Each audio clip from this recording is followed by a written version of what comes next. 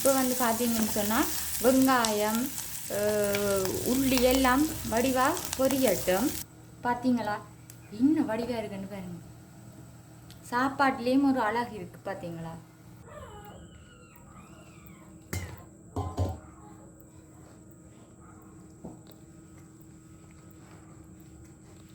கருவேப்பிள்ளை, உள்ளி, வெங்காயம், செத்தல் மிளகாய் இவ்வளோ தான் தேவையான பொருட்கள்.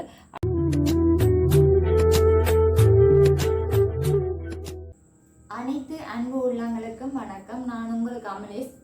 அப்புறம் ஒன்று பார்த்தீங்கன்னு சொன்னால் இடியப்பமும் சொதியும் சம்பளம் தான் செய்ய போகிறோம். அதுக்கு தேவையான பொருட்களை பார்ப்போம் வாங்கும். அதுக்கு வந்து வெந்தயம், பெருஞ்சீரகம், கடுகு, மஞ்சள், உப்பு, புளி கரைச்சி வச்சிருக்கிறேன். தேங்காய் பால் முதலாம் பாலும் ரெண்டாம் பாலும் எடுத்து வச்சிருக்கு. தக்காளி பழம் எடுத்து வச்சிருக்கிறேன். கருவேப்பிள்ளை, உள்ளி, வெங்காயம், செத்தல் மிளகாய் இவ்வளோ தான் தேவையான பொருட்கள். அடுத்தது வந்து சம்பல் செய்வதற்கு கருவேப்பிள்ளை எடுத்து வச்சிருக்கிறேன். செத்தல் மிளகாய், வெங்காயம் சின்ன சின்ன வெட்டி வச்சிருக்கிறேன். பச்சை மிளகாய் ஒன்று எடுத்து வச்சிருக்கிறேன்.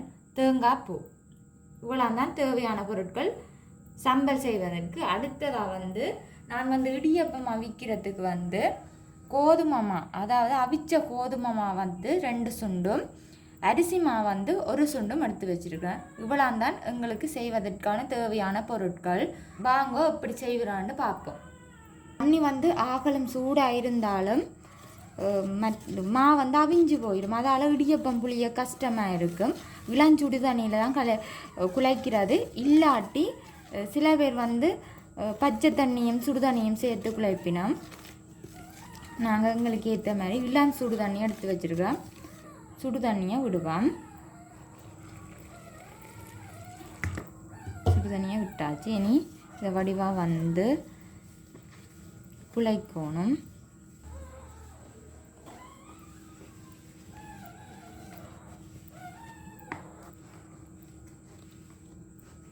இப்போ வந்து மாவை வடிவாக குழைச்சா அப்புறம் பார்ப்போம். இப்போ வந்து பார்த்தீங்கன்னு சொன்னால் மாவை குழைச்சாச்சுது. இனி புளிஞ்செடுக்கிறதா வெயில மணமண்டு தட்டுகளை வடிவ அடுக்கி போட்டு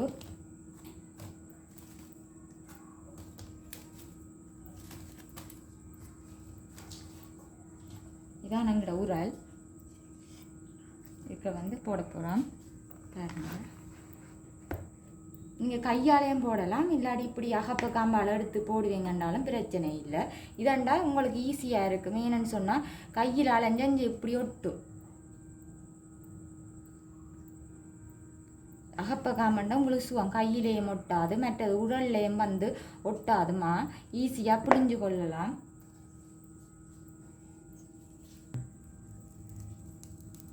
இப்போ வந்து பார்த்தீங்கன்னு சொன்னால் இப்படி புளியிறாண்டு. இப்போ புளிய கொஞ்சம் ஈஸியாக இருக்குது. இப்போ இந்த சூடெல்லாம் மாறின அப்புறம் கொஞ்சம் கஷ்டமாக இருக்கும் புளிகிறதுக்கு.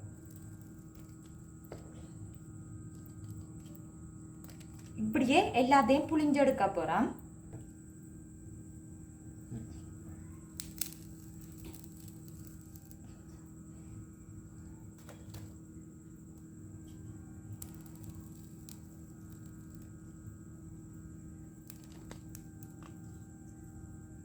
இப்படி எல்லாத்தையும் புளிஞ்செடுப்போம்.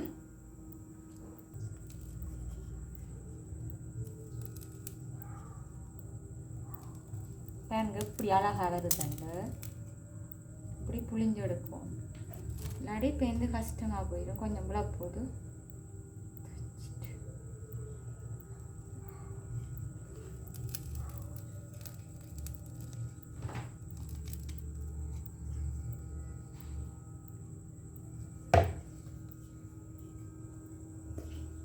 பாருங்க. இந்த கையில் அவளாண்டு பிறலையில், அதனால தான் நான் கையால் புளிக்கிறேன். இங்கே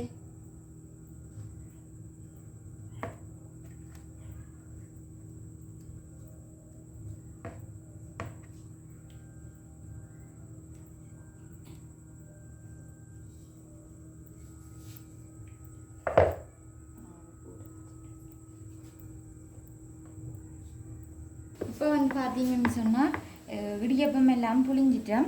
இனி வந்து இதை அவிப்பம். தண்ணி நல்லா கொதிச்சுட்டு இப்படி வடிவாக அழகாக அடுக்கி அவிச்செடுப்போம். இடியப்பம் வந்து சின்ன பிள்ளைகள் சரியாக விரும்பி சாப்பிடுவேன். கூட எல்லா வீட்டிலையும் சின்ன பிள்ளைகள் இருந்தால் கூட இடியப்பம் தான் வச்சு குடிக்கிறேன். ஏனென்னா சின்ன பிள்ளைகளுக்கு இடியப்பம் நல்லது, மற்றது விரும்பியும் சாப்பிடுவேன். இப்போ எல்லாத்தையும் அடுக்கிட்டேன். இப்போ வந்து மூடிட்டு நல்லபடியாக அவிய விடுவோம். சட்டி எடுத்து வச்சுருக்கிறேன். அதுக்கு தேவையான அளவு எண்ணெயும் விட்டு வச்சுருக்கிறேன். இனி எண்ணெய் கொதிச்சுட்டு இனி நாங்கள் செத்தல் மிளகாயை போட்டு பொரிப்போம்.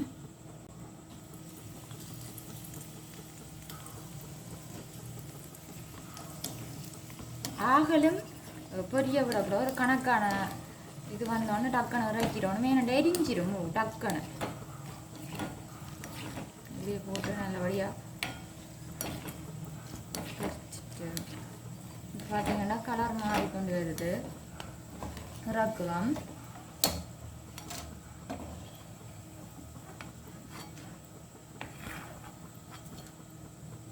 அதோடு சேர்த்து அடுப்பை நுப்பாட்டி போட்டு கருவேப்பிலையை பொரிக்க போகிறோம்.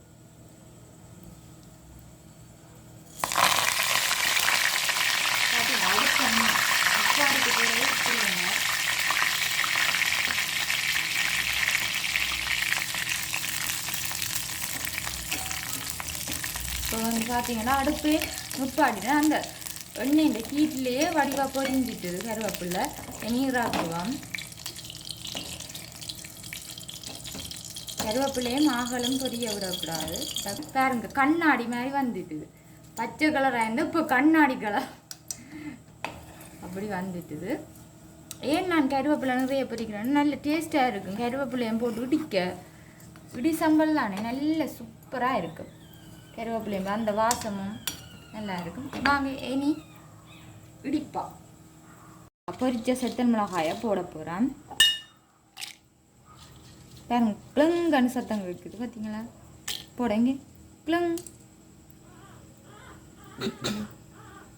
விழுந்துச்சு. சேர்ந்து இதை வடிவாக இடிப்போம்.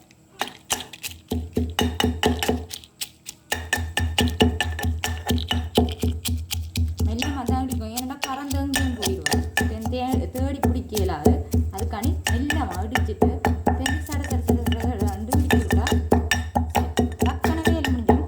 சம்பல் அடிக்கிறது கஷ்டம் இல்லை, ஈஸியான வேலை. மற்றது வந்து சம்பல் எண்ணத்தோடையும் சாப்பிடலாம், சோறோட கூட சாப்பிடலாம். அந்த மாதிரி இருக்கும்.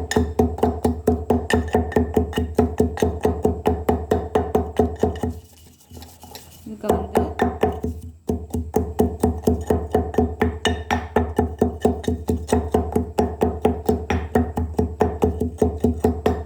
இப்போ வந்து நல்லா அடிபட்டு இதுக்கு தேவையான அளவு உப்பு போடுவோம். சம்பளுக்கு தேவையான அளவு உப்பு இது வந்து கொஞ்சமாக போடுவோம். உப்பையும் போட்டு வடிவாக இடிப்போம்.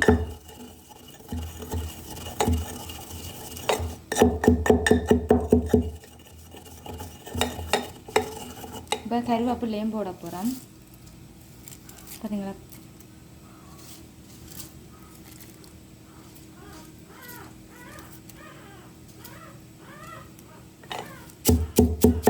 கருவேப்பிலையும் நல்லா அடித்தாச்சு. இப்படி தூளை அடிக்கக்கூடாது, அருவல் நெருவலாக தான் இடிக்கும். நான் டக்கு டக்குன்னு இடிச்சது அது நல்லா பொரிஞ்சிட்டு படப்படாண்டு இடித்தது டக்குன்னு இதாக போயிட்டுது, மாவாக போயிட்டுது. நீங்கள் வந்து இந்த அருவல் நெருவலாக இடிக்கணும். தேங்காய் பூவை போடுவோம். தேங்காய் பூவை போட்டு இடிப்போம். எல்லா தேங்காய் பூவையும் போடுவ போகிறோமா?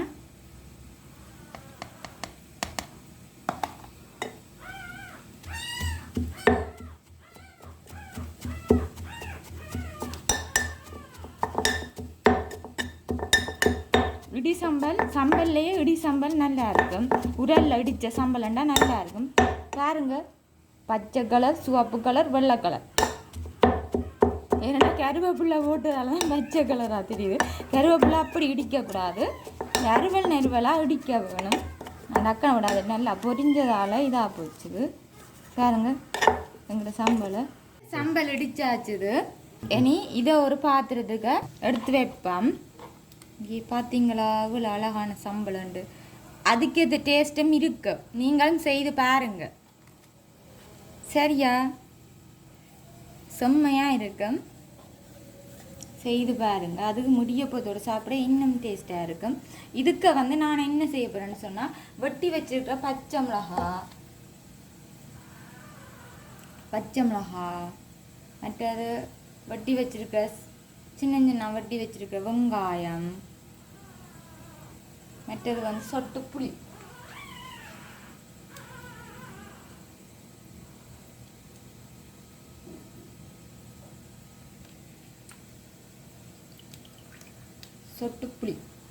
இவ்வளோ அம்பிட்டு வடிவா குழைப்போம்.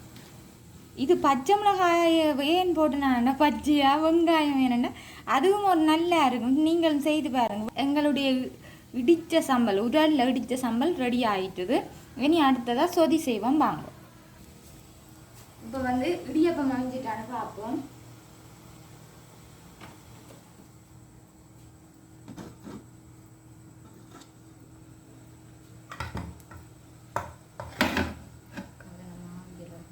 இப்போ வந்து பார்த்தீங்கன்னு சொன்னால் இடியப்பம் வடிவாக அவிந்து விட்டது.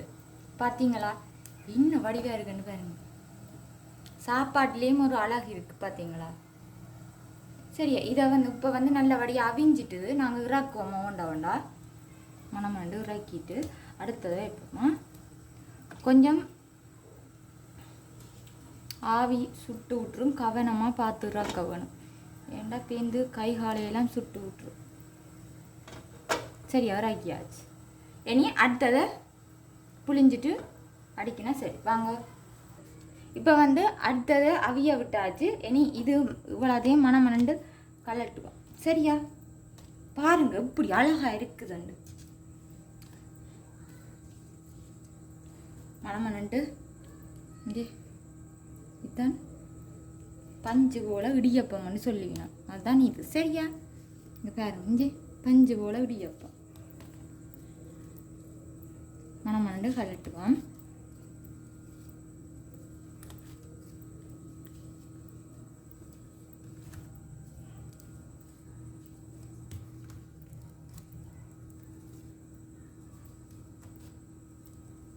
நீங்களும் இதே மாதிரி செய்து பாருங்க.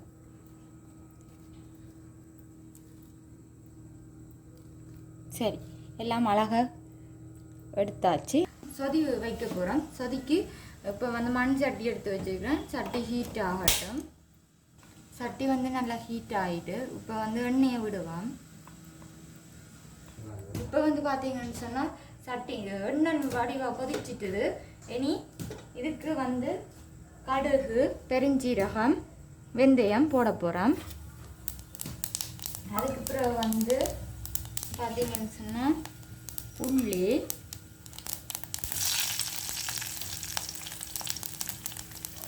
போட போகிறோம். போட்டு நல்ல வடிவாக பொரிப்போம்.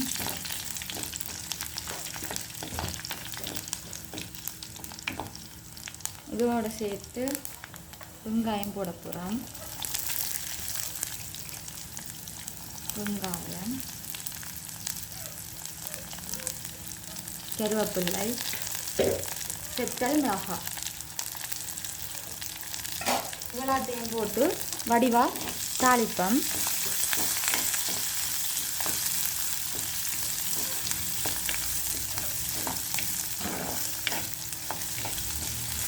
இப்போ வந்து பார்த்தீங்கன்னு சொன்னால் வெங்காயம், உள்ளி எல்லாம் வடிவாக பொரியட்டும். பொரிஞ்ச அப்புறம் பார்ப்போம். வதங்கி வந்துட்டுது. இனி இதுக்கு சொதிக்கு தேவையான உப்பு போட போகிறோம். மஞ்சள் போட போகிறோம்.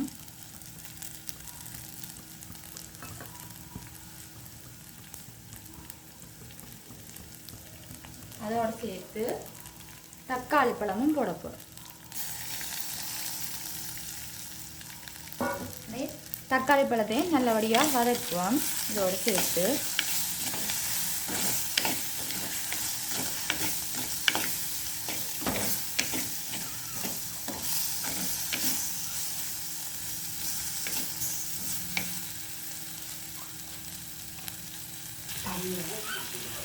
இப்போ வந்து பார்த்தீங்கன்னு சொன்னால் தக்காளி பழமும் வடிவாக வதங்கி கொண்டு வந்துட்டு இனி இதோட சேர்த்து பால் விடப்போ முதலாம் பால் ரெண்டாம் பால்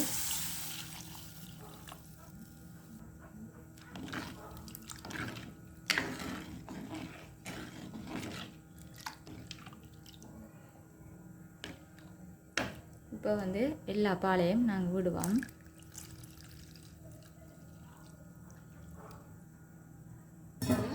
எல்லா பாலையும் விட்டுட்டு வடிவாக எல்லாம் கொதித்து வரட்டும் பார்ப்போம். தேவையான அளவு புளி விடுவோம்.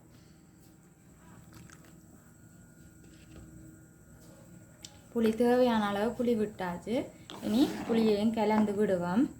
இனி இதுக்கு எல்லாம் கணக்காண்டு உப்பு புளியெல்லாம் கணக்காண்டு பார்ப்போம்.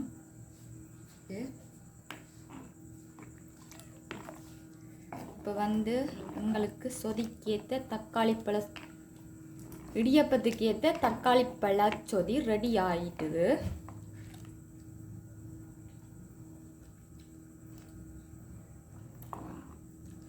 செம்ம டேஸ்டாக இருக்குது.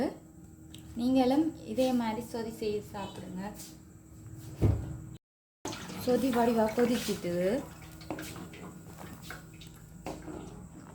இனி பாட்டுவோம்.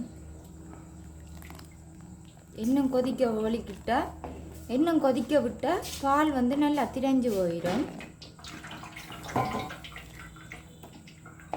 பாட்டுவோம்.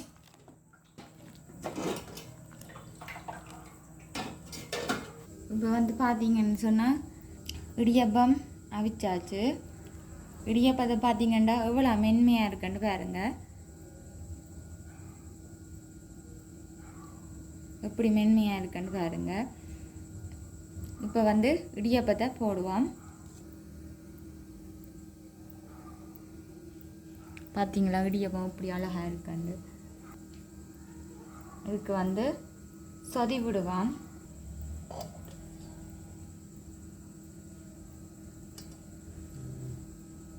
அடுத்ததாக சம்பல் போடுவோம். இடித்த சம்பல்.